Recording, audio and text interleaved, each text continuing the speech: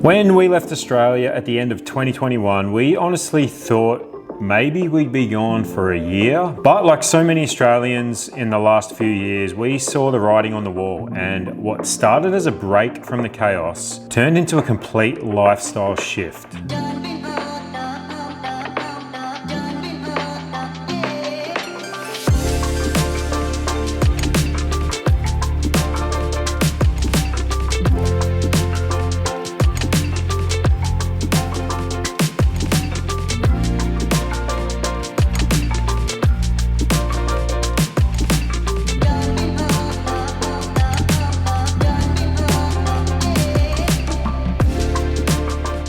My wife Mandy and I run our YouTube channel where we share our experience and our journey of building a life overseas. And in today's video, we're diving into a trend that seems to be exploding right now, which is why so many Aussies are packing up and moving to Bali for good. And to be clear guys, this isn't just retirees. This is young families, couples, people in their 20s, entrepreneurs. This isn't people retiring to Bali anymore like it used to be. It's people chasing not just freedom, but relief. According to the Australian Bureau of Statistics, over 30,000 more Australians left than returned in 2022 and 2023, followed by another 24,000 in 2024-2025, which is the highest net departures in nearly a decade. And these aren't just digital nomads looking for sun and surf. This is a genuine shift, a wave of Australians saying enough is enough. The University of Melbourne's Hilda report shows that Australians are now working longer hours and paying more tax than ever. The average tax rate for full-time workers has surged to over 20%, the highest since records began in 2001. For those in their 30s and 50s, it's worse. Longer hours, higher stress, and many delaying retirement altogether. Australia's cost of living has become a national crisis. Housing, childcare, groceries,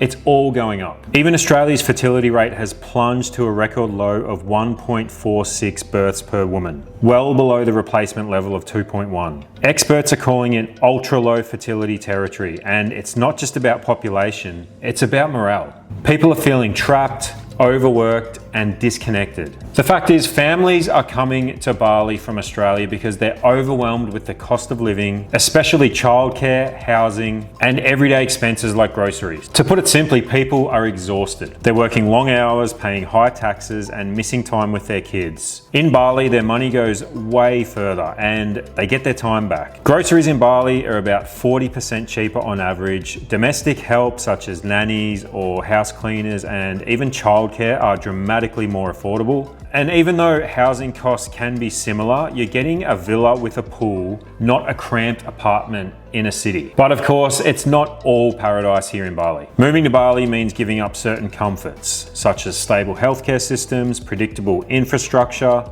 But for many Australians, the trade-off is worth it because what they gain, which is time, freedom, and peace, is priceless. When we first came to Bali, we were looking for a slower pace of life. We wanted to buy our time back, which is why we moved here in the first place, because we had been working online already and we were making just enough income to support a livelihood here in Bali as opposed to Australia. Now, given it was a lot cheaper back then, we're going back almost 4 years, but that's all we wanted. We just wanted to have a little breather. We didn't want to be working 50, 60 hours a week each just to cover our expenses barely and rack up huge credit card bills. And now that we're a family, we really value having mornings with our daughter and to be able to build something creative instead of just covering our bills. And that's what Bali gives you, breathing space. But let's zoom out for a second, because if thousands of young, talented Australians are leaving, what does that say exactly about the system back home? Is it broken? Economists are already warning of a looming brain drain, a loss of talent to countries that offer a better quality of life and more financial freedom.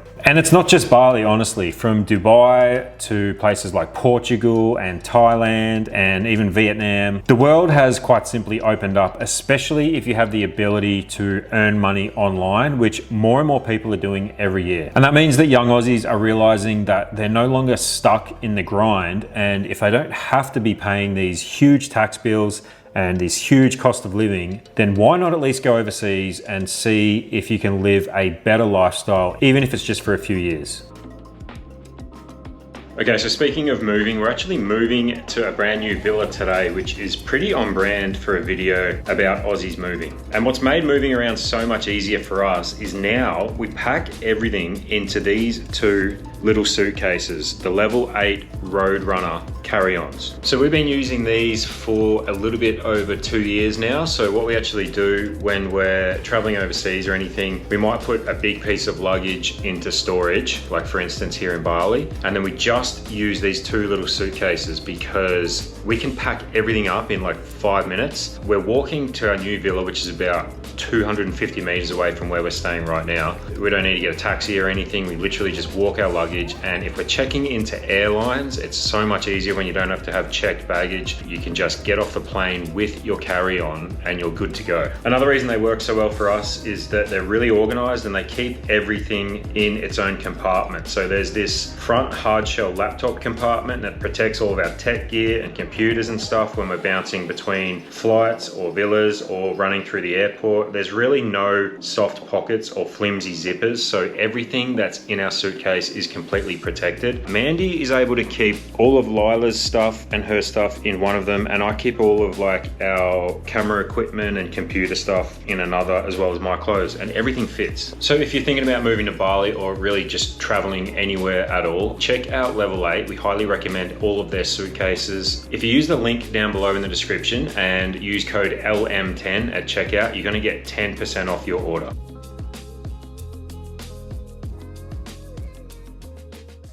So to put it into perspective, our average monthly cost of living here, we actually added it up and made a video about it, which I'll leave a link for here. It comes to just under 6,000 Australian dollars per month. And that includes a 2-bedroom pool villa here in Canggu, right next to the beach. It also includes the scooter that we rent, all of our food and groceries. We have a part-time nanny that helps us out, so we're able to get work done and we're able to get a bit of our time back as young parents. It also includes visa costs, utilities here, which really isn't that much, as well as gym memberships. We have multiple gym memberships, and we go out to eat probably 4 to 5 times per week. If we compare that to how we were living in Australia, for $6,000, there is no way we could live this type of lifestyle. For starters, childcare costs probably $1,000 a month. And then you're looking at renting in any big city, you're probably at least $3,000 for a 2-bedroom apartment if you want to be living near a big city. And then going out to eat, like forget about it. There's no way you're going to be going out to dinner 4 to 5 times a week in Australia. It's just not going to happen. And we also feel like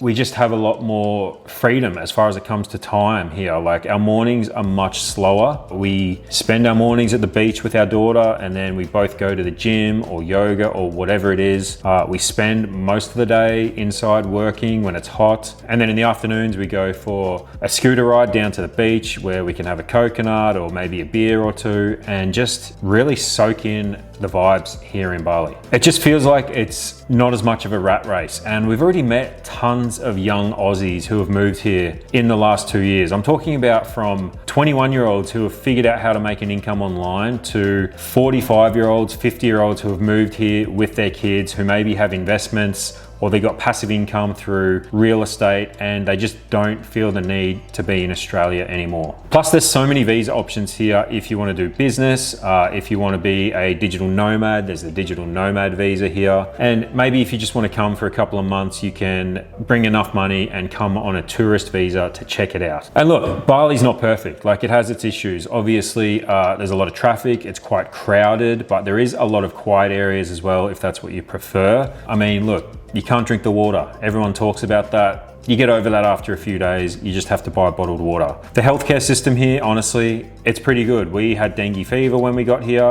We were taken care of extremely well, and we have travel insurance, so everything was covered. There is more pollution here than there is in Australia. Obviously, everything's much more well kept in Australia, but I really feel like if you want to get ahead and maybe you just want to spend a few years or even just maybe 2 years overseas, getting away from the grind and maybe putting some money back into your bank account, I think Bali's a really good option. And it's not just Aussies either. Like once you get here and you start to get around a bit and meet some people, go to some of the gyms, like it's kind of hard to explain, but it feels like Bali is the place where everybody who's just sort of said, you know what, like I'm gonna try and get a better lifestyle for myself or for my family, they come to Bali, and you meet people from all over the world and they'll tell you it's the same thing in their country. I've met people from the UK, from Germany, from New Zealand, from Canada, from the United States, and everybody says they come to Bali, the main reason being the quality of life. Like they just don't have access to the same things that they have here in Bali.